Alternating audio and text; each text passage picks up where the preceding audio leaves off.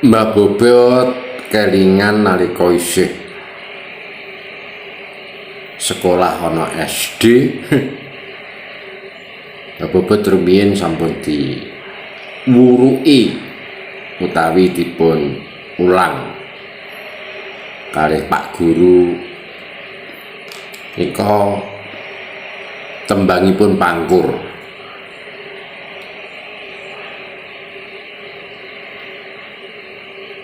Kurang luwih ngeten jaman nika. Sekar Pangkur kang winarna lelabuhan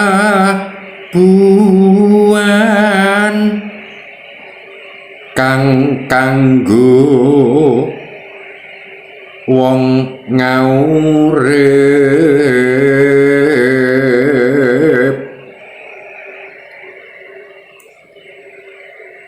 ala lan becik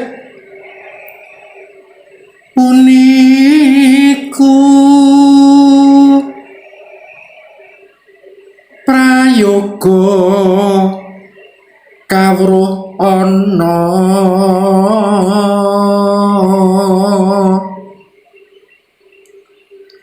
adat waton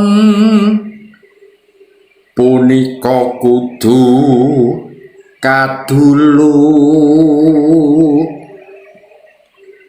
miwah ingkang tata krama den kasti siang ratri.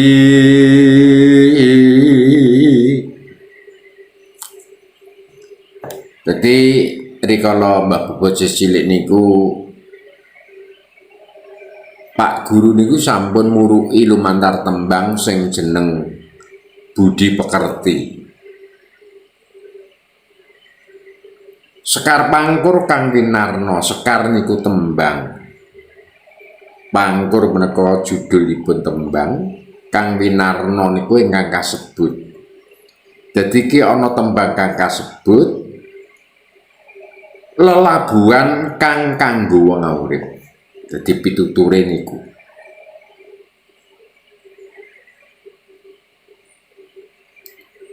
Mungguhe wong urip iku kudu ngerti laku ala lawan becik.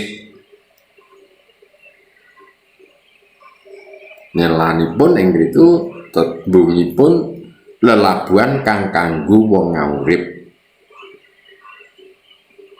Ala lan becik puniku prayoga kawruh ana. Nah nggih to. Jeneng wong urip iki nek mestine ngerti ya. Tumindak ala lawan becik. Nek aku tumindakku ngene iki ala, nek tumindakku iki becik. Niku sampun digawa ing nalurine manungsa. Mun klebu tulis. Nek jeneng wong urip kok ora ngerti tindak ala lawan becik niku rak ya kebangetan nggih. Nggih. Dadi tumindak ala lawan becik niku prayoga kawruh ana. Iso nonton adat waton punika kudu kadulu. Adab niku peradaban, wewatonan. Mapane urip nyang endi niku kudu iso ngenggoni papan lawan pan.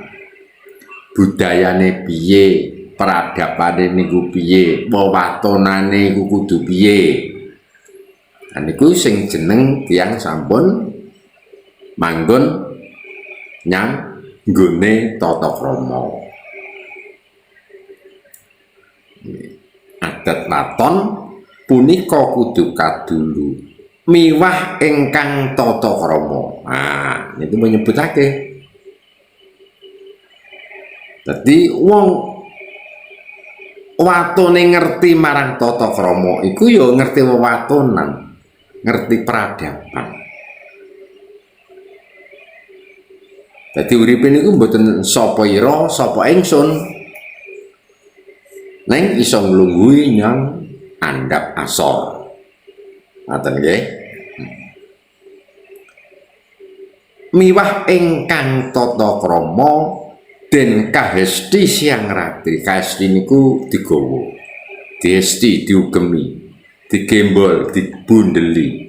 Hyang Ratri wong urip iki kudu nggawa sing jeneng tata krama. Gitu. Nah niku. Milanipun menawi ngakeni tiyang Jawi ya. Yang Jawi niki aja ngantek ucul Jawane.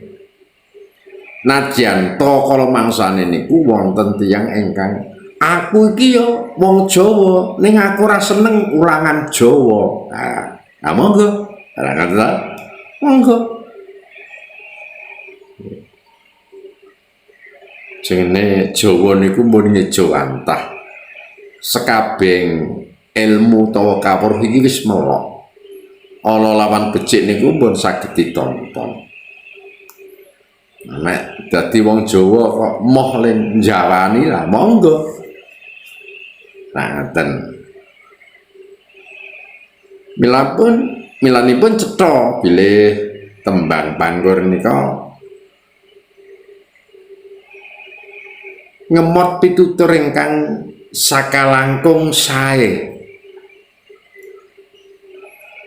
Nah jaman sak pantarane Mbah Bobot tembang niki pancen pun diulangake tenggene SD kelas 2, kelas 3, kelas 4. Bu.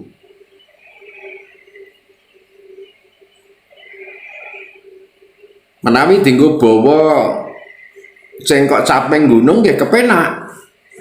Penak mawon wong jenenge pangkur. Sekar pangkur kang winarna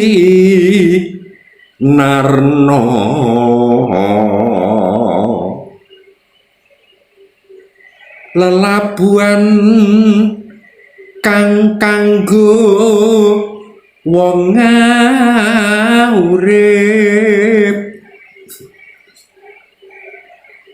Allah lan becikku niku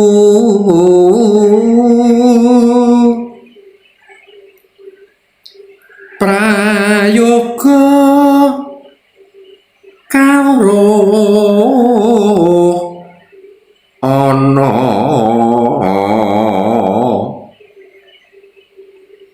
adab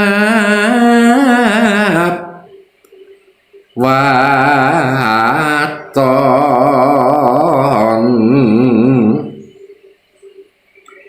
punika kudu kadulu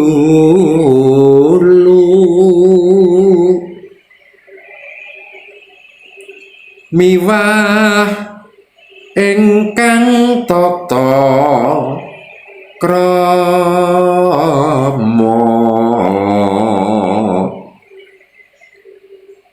den kahesti Hyang Ratri.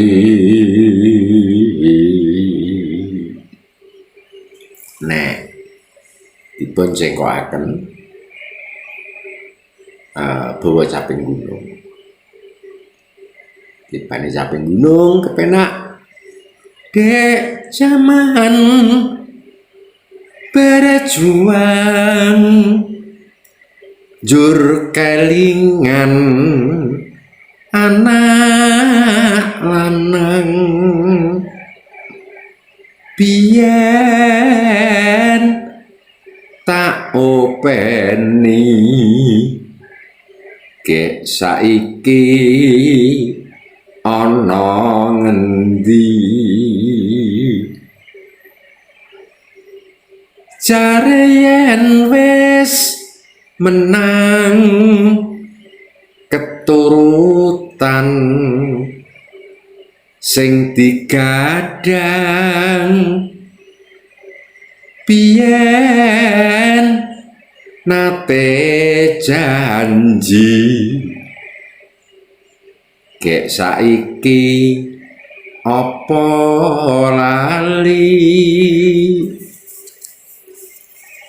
Terus kayak cek sithik neng gunung tak cadongi sego jagung yen mendung tak kudungi caping gunung syukur bisa nyawang gunung desa dadi rejo dene ora ilang nggone padha lara apa. Menika karanganipun Mbah Gesang ya. Mbah Gesang menika lagu perjuangan. Kula kinten ngeten guyon maton mbok menawa reketang sithik kalimat-kalimat tembung-tembung Mbah Bobot wau wonten ingkang saged kangge cepengan. Mugi panjenengan sedaya tansah manggih Yono Basuki rayu sedaya keluarga. Nuwun.